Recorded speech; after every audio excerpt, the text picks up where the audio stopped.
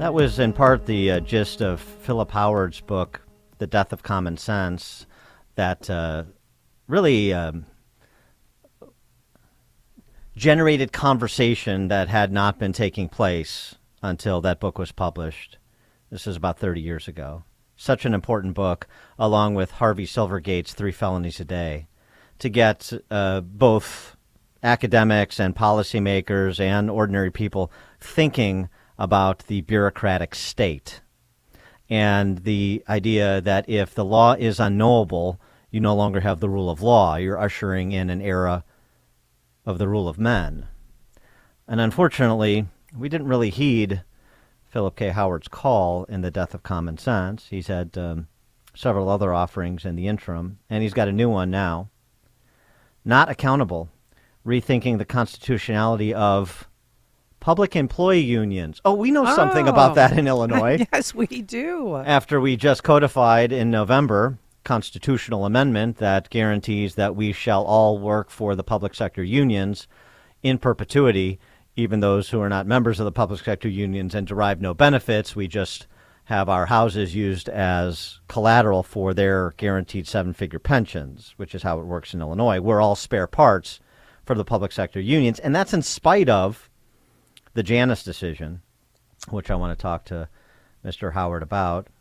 Again, the book, Not Accountable, Rethinking the Constitutionality of Public Employee Unions. Former Indiana Governor Mitch Daniels, and now Senate candidate Mitch Daniels, he writes about Philip Howard's latest offering, calling on the deep legal knowledge that took him to the top of his profession. He's an attorney. The author crafts a strong case that the lurch into public unionization, dismissed as unthinkable by such labor champions as FDR and George Meany, was not only misguided but unconstitutional. Philip Howard, thanks so much for joining us. Appreciate it. Good morning, Dan. So the practical implications of states that are dominated by public sector unions, we know all too well in Illinois. And we make the arguments about sustainability, about fairness when it comes to salaries and guaranteed benefits like the pensions.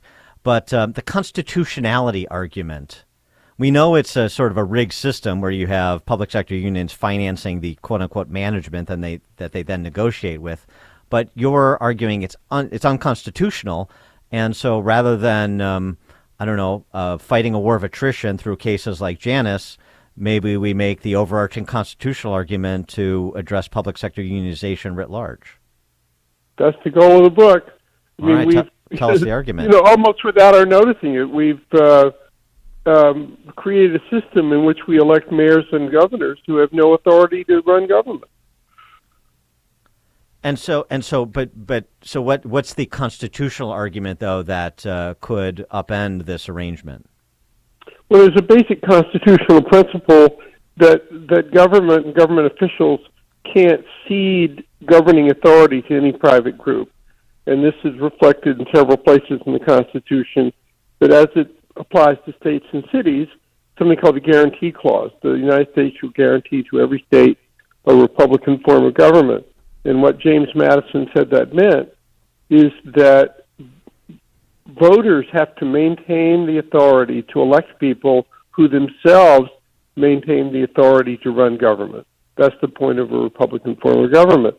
And what's happened in the last 50 years, it's really only in the last 50 years, is that legislatures have been basically bought off by the public unions, and they've given the authority for the operations of government over to the public unions. You can't fire a bad teacher, you can't fire a bad cop, you can't do daily management that makes sense. So you have government operating at, pick a number, 30% or 50% effectiveness. You have schools in the city of Chicago that are basically run by the teachers' unions, not run by the city of Chicago. They wouldn't even go back to work for 2 years. Oh, I know. My kids are in the system. But what are the other ways that public unions undermine democracy? Well, there's democracy's process of accountability. There is near zero accountability in government. Democracy is electing executives to run the operating machinery of government, to run the transit system effectively, whatever. It's unmanageable. There are these multi-hundred-page collective bargaining agreements that literally require union approval before you do anything. If there's a branch overhanging the rail line, the repair crew can't fix it. They have to call in a separate, can't cut it. They have to call in a separate crew to do it. It's just incredibly inefficient. It's built for feather bedding. It's not affordable. Illinois is functionally insolvent because of all these long-term promises made by political leaders in exchange for, again, effectively payoffs.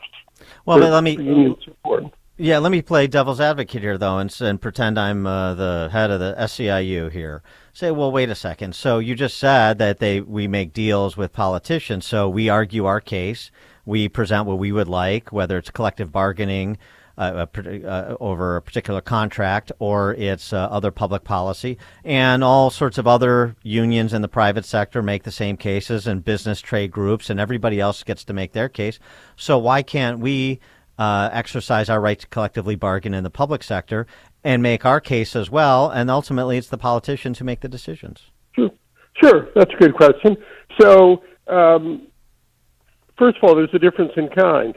When a private group, whether it's a union or a business group, asks for a favor, they ask for some subsidy or favor, and that comes out of the public sector, and some of those can be not very good. What the public unions have done, they haven't asked for a favor from government. They've taken over the entire operating machinery of government. So it's not a little slice, it's sort of virtually the whole slice, number one. Number two, there's a fundamental difference between every outside group, including trade unions and business groups, and public unions. Public unions have an ethical duty of loyalty to serve the public. And what they've done over the last 50 years is mobilize this huge mass of public employees against the effective operations of government. You can't reform it, you can't run it. So that's what Not Accountable is about. It's about the fundamental difference between public unions and every other group, and what they've done to democracy, which I believe, and there's now, book's been out a week, a lot of commentary, that people are saying, I'm right. Yeah. Well, and I mean, it seems to me one of the angles would be on this is to say, look, since it's a rigged negotiation, in quotation marks, between the public sector union and the politicians of a particular unit of government, then the contract is unenforceable because it's rigged. It's not adversarial. It's a show negotiation, and so it should be the legal term should be unconscionable and thus unenforceable. That's correct. And so, for example, in trade unions context, it would be unlawful for the management to buy off complicit, workers, to have a kind of a fake union.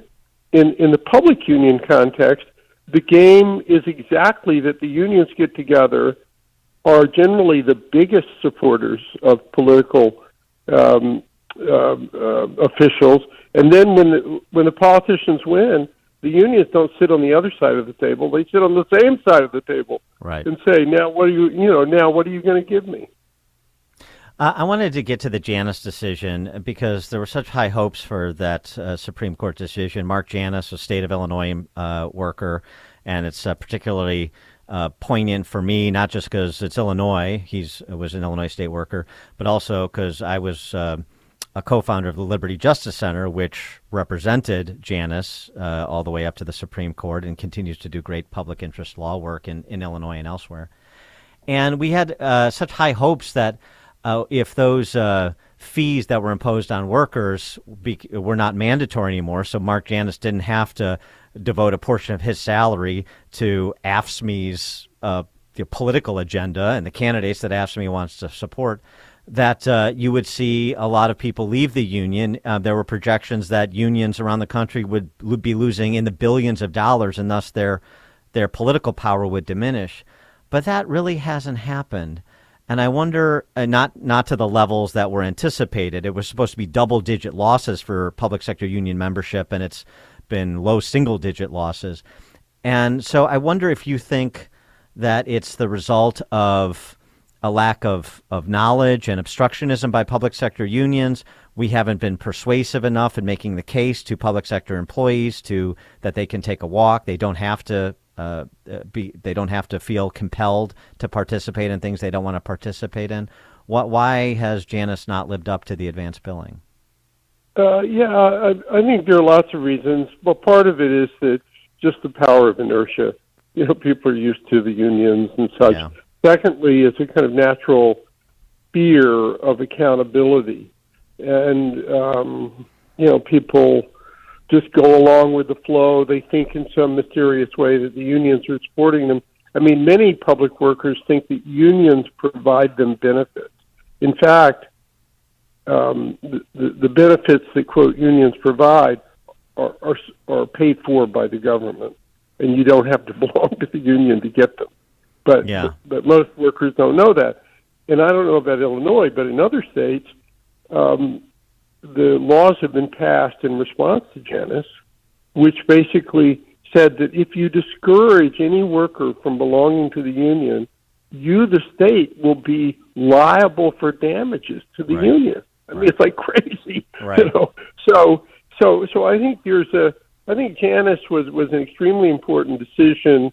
And by the way, most of the decision is not about the First Amendment right of public workers not to belong to the union and or not to pay agency fees. Most of the opinion was about how the unions had made the public sector ungovernable. Had nothing to do with the holding of the opinion. Yeah. So what dicta in there? Yeah. Yeah. So what my book does, what Not Accountable does, is basically presents the constitutional framework for getting rid of these controls, union controls over government. And if public sector unions went away, the public sector worker says, well, then what would replace them? I would just be an at-will employee subject to the political whims of elections? No, there was never any reason to give public unions collective bargaining. First of all, you can have unions without collective bargaining. That's what the National Education Association was, before the 1970s. It was like the American Medical Association. It was advocated for certain policies, but it didn't have the power to kind of coerce government, number one. Number two, we have civil service systems. The civil service systems do protect workers, but they're supposed to be the, quote, the merit system. And what unions have done is turned government employee into the anti-merit system. So you can keep your job no matter how bad you are. That's no truer words have been spoken. Amy, did you? Oh, no, I'm good. Thank okay. The book is Not Accountable, Rethinking the Constitutionality of Public Employee Unions. The author, Philip K. Howard. Pick up Not Accountable. And while you're at it, go pick up Death of Common Sense and the rest of Philip Howard's oeuvre as well. Philip Howard, thanks so much for joining us. Good luck with the book. Yeah, thanks a lot, Dan. Bye. Thank you. And he joined us on our turnkey.pro answer line. It's like a hot, steaming cup of information to start your day. It's Chicago's Morning Answer on AM 560. The Answer. This is Jerry Boyer for townhall.com. You probably know who your governor is and your senators too, but do you know who your state treasurer is? How about your comptroller? Well, it's time to start paying attention because these officers have emerged as the new front line against the intrusion of politics into finance under the guise of ESG. On my podcast, Meeting of Minds, I recently interviewed John Moranti, treasurer of Nebraska, an agricultural state. He warns that the war against fossil